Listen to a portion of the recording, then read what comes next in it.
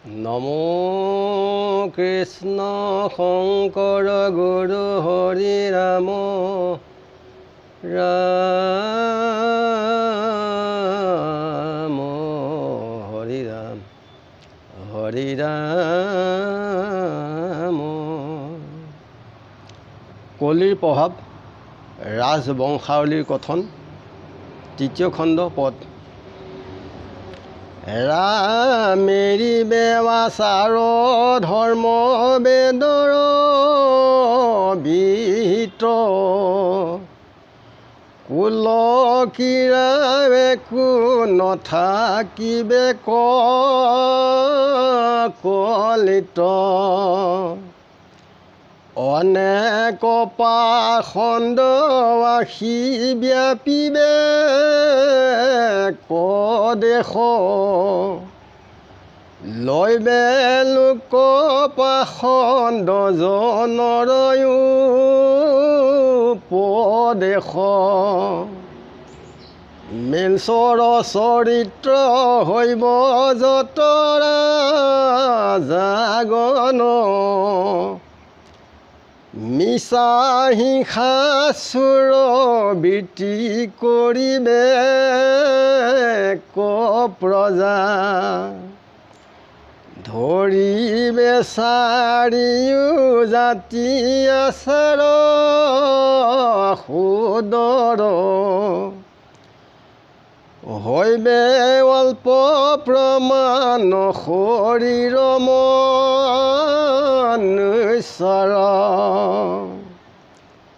কাহাৰো নুহিবে বাৰ তনু মন শুদ্ধ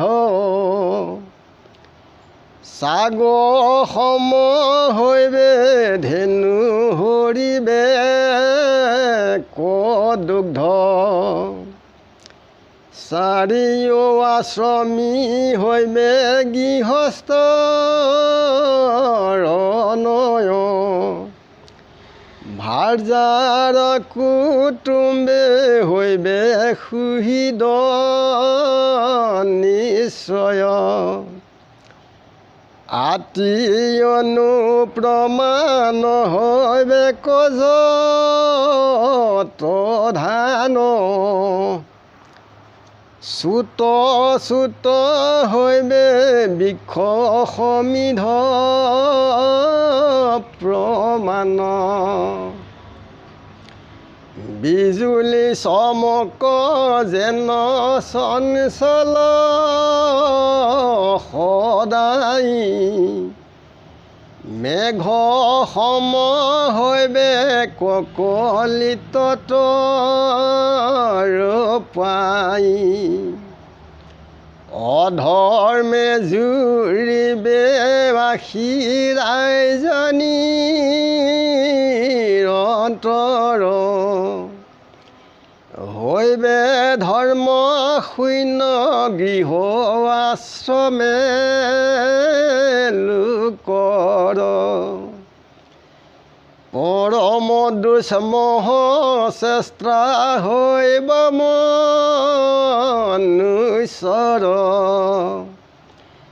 ধৰি বেগাধৰ ধৰ্ম লোক নিৰন্তৰ সবান্ধৱে ধৰ্ম কদেশৰ কৰিবাজ সকুটুম্বে অধৰ্মে জুৰিবে বেৰাজ ধৰ্ম বুলি কৰতে অধৰ্ম বেজাত মিলাইবে দুষ্ট কলি লোকৰ বিঘাত পাখণ্ড আগমে কৰিবে কবে দলোপ হেন দেখি ঈশ্বৰৰ হৈবে মহাকূপ গ্ৰত পায় ভৈল যেবে কলি দুৰাচাৰ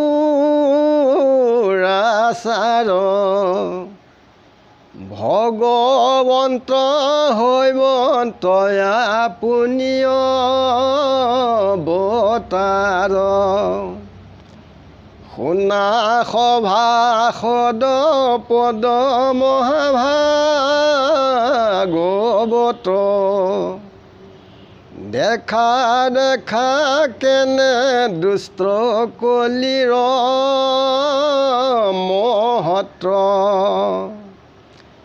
হেন জানি সত্ৰৱে হৈও কহা বধান কৃষ্ণ বিনে কলি ততাৰন্তা নাহিয়ান সংসাৰ গৰ্তত পৰি আছে সমুদায়ী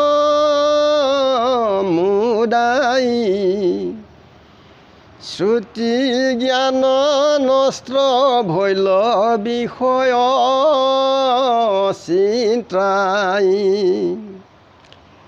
কাল সৰ্পে দংশী আতঠাতে লোৱে প্ৰাণ কৃষ্ণ বিনে কোনে আত কৰিবে কত্ৰাণ হে কৃষ্ণ প্ৰাণ প্ৰভু কৰুণ নমস্কাৰ দীননাথক প্ৰভু কৰি উদ্ধাৰ কৃপাময় মহেশ্বৰ নাথ নাথ কৰো কাতৰ চৰণত থৈয়া মাথ মই ভুঞ্জু যদি নিজ কৰ্মৰ বিপাক মোৰ মনে তথাপিতো নচাৰো তোমাক সৰ্বদাৱে তোমাৰ ভিতৰ সংগ এহি দান দিও নকৰিও আশা ভংগ তুমি শেষু হৃদয় আত্মা পৰম বান্ধৱ জানিয়া বিক্ৰয় গৈলো তোমাত্ৰ মাধৱ মৰণ সংকটে প্ৰভু নচাৰি বামুক বোলা ৰাম ৰাম যত সামাজিক লোক হৰি ৰাম কৃষ্ণ শংকৰ গুৰু হৰি ৰাম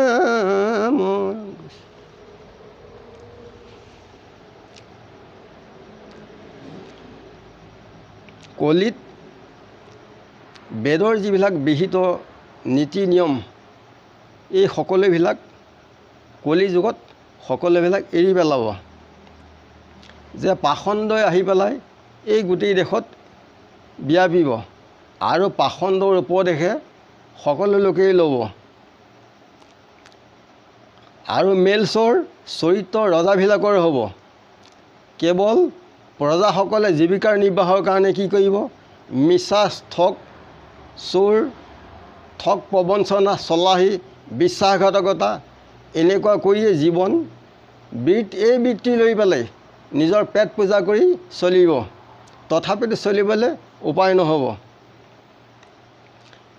চাৰি জাতিৰ শুদ্ধ ধৰ্মৰ ল'ব আৰু মানুহৰ শৰীৰবিলাক অকণ অকণ হ'ব যে বেঙেনা গছৰ হাকুটি লগোৱা তেনেকুৱা হ'ব আৰু কাৰো মন শৰীৰ কোনো শুদ্ধ নাথাকিব ছাগলী ছাগলীৰ নিচিনা গৰুবিলাক হ'ব আৰু গাখীৰবিলাক নাইকিয়া হ'ব।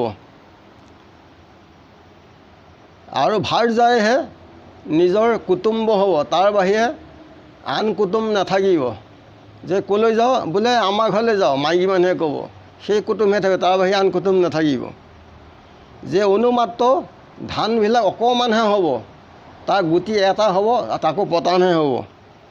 আৰু গছবিলাক কি হ'ব, সৰু সৰু হ'ব, বোলে এয়া গছৰ নিচিনা হ'ব। মনুষ্যৰ লোকসকলৰ মনবিলাক সদায় বিজুলীৰ দৰে চঞ্চল হ'ব, আৰু মেঘবিলাক তৰুপাইৰ দৰে হ'ব, অকণমান ক্ষুদ্ৰ ক্ষুদ্ৰ হ'ব, কোনো বৰষুণ নহ'ব। অধৰ্মৰে গোটেই ৰাজ্যত জুৰিব, আৰু ধৰ্ম এই সংসাৰত শূন্য হ'ব। কোনো লোকে ধৰ্ম নামানিব। পৰম দুষ্ম, যিবিলাক বেয়া বেদৰ অবিহিত অৰীতি, এইবিলাকহে মানুহে সদায় চেষ্টা অভ্যাস কৰিব, আৰু গাধৰ নিচিনা ধৰ্ম ধৰিব, বুজা বহিব। সবান্ধৱে কি কৰিব, ধৰ্মক দেশৰ পৰা বাহিৰ কৰি দিব, আৰু অধৰ্মে গোটেই ৰাজ্যত জুৰিব। ধৰ্ম বুলি কওঁতেই কি হ'ব, অধৰ্ম হ'ব। তাত দুষ্ট কলিয়ে বিঘাত মিলাব। পাষণ্ড আগমে কি কৰিব, যিবিলাক বেদৰ বিহিত কৰ্ম, এইবিলাক সকলোবিলাক লোপ পাব, নাইকিয়া হ'ব। এয়া দেখি ঈশ্বৰৰ মহা খং হ'ব, যে কলিৰ প্ৰবলতাত এনেকুৱাত হোৱাত ভগৱন্তে নিজেই অৱতাৰ হ'ব। যে কলিৰ মহৎ শুনি পেলাই আমি ভয় খাব লাগে। সেইকাৰণে জানি আমি সাৱধান হৈ ঈশ্বৰ কৃষ্ণত আমি আশ্ৰয় ল'ব লাগে। কৃষ্ণৰ বিনে আমাক কোনেও এই সংসাৰৰ পৰা তৰাব নোৱাৰে। আমি সকলো এই সংসাৰ গাঁতত সোমাই আছোঁ, আমি গাঁতৰ পৰা ওলাব পৰা নাই। ইয়াত কি হৈছে, আমাৰ জ্ঞান চুটি বুদ্ধি এই বিষয়ৰ চিন্তাতেই সকলোবিলাক নাইকিয়া হৈছে। যে কাল সৰ্পে আমাক দংশী প্ৰাণ লৈ আছে, তথাপিতো আমাৰ গাত চেতনা নাই। কৃষ্ণ বিনে কোনেও আমাক ৰক্ষা কৰিব নোৱাৰে। আমি সৰ্বক্ষণে তেওঁৰ নাম স্মৰণ কৰি তেখেতক আমি প্ৰাৰ্থনা কৰিব লাগে। তেখেত অনাথৰ নাথ, তেখেতৰ আশ্ৰয় ল'লে এই সংসাৰৰ পৰা তেখেতে অচিৰে উদ্ধাৰ কৰিব। যে আমি তেখেতৰ চৰণত শিৰ থৈ আমি সৰ্বক্ষণে প্ৰাৰ্থনা কৰিব লাগে আৰু স্মৰণ কৰিব লাগে। তেতিয়া এই দুখ দুৰ্গতিৰ পৰা নিস্তাৰ পাব পাৰি। তেখেতেই হৈছে আমাৰ সুহিত আত্মা, পৰম বান্ধৱ। আমি তেখেতত সকলো অৰ্পণ কৰিব লাগে, আৰু তেখেতত বিশ্বাস কৰি নাম স্মৰণ কৰিলে এই দুৰ্ঘৰ মৰণ সংকটৰ পৰা জীৱ জগতে উদ্ধাৰ হোৱাত সুগম উপায় হয়। জয় পৰাজয় মৃত্যু দৈৱৰ ঘটন, যথা ধৰ্ম তথা জয় বেদৰ বচন। পঞ্চপাণ্ডৱৰ যেতিয়া যুদ্ধ হয়, কৌৰৱসকল অধৰ্মী আছিলে, পাণ্ডৱসকল ধৰ্মিষ্ঠ আছিল। তথাপিতো তেওঁলোকৰ দুৰ্নীতি বেছি কাৰণে, পাণ্ডৱ সত্যত থকাৰ কাৰণে কি হ'ল, কৌৰৱসকল সমলঞ্চ ডুবি গ'ল। সেইকাৰণে সত্যই ঊৰ্ধ্বগতি, অসত্য অধোগতি। এয়া হৈছে দৈৱৰ লিখন। য'ত ধৰ্ম থাকিব তথেই জয় হ'ব, কষ্ট হ'ব, ধৈৰ্য ধৰিব লাগিব। ইমানতে সবাৰ চৰণত সেয়া জনাই আজিলৈ ৰাখিছোঁ। গুৰু কৃষ্ণ। কোটি কোটি ঘূৰ অপৰাধনীতে কৰৈ আমি দুৰাশয়, হে হৰি মোক দাস হেন মানি ক্ষমিও কৃপাময়, ৰাখমিও কৃপাময়। গুৰু আমাৰ জ্ঞান বুদ্ধি একেবাৰেহীন, সবাৰ চৰণত আমি সেৱা জনাইছোঁ। কিবা যদি দোষ ভুল হয় সকলোৱে শুদ্ধ কৰি ল'ব বুলি সবাৰ চৰণত আমি প্ৰাৰ্থনা কৰোঁ। গুৰু কৃষ্ণ কৃষ্ণ। হৃদয়ানন্দ ৰাম ৰাম ৰাম ৰাম কৃষ্ণ কৃষ্ণ।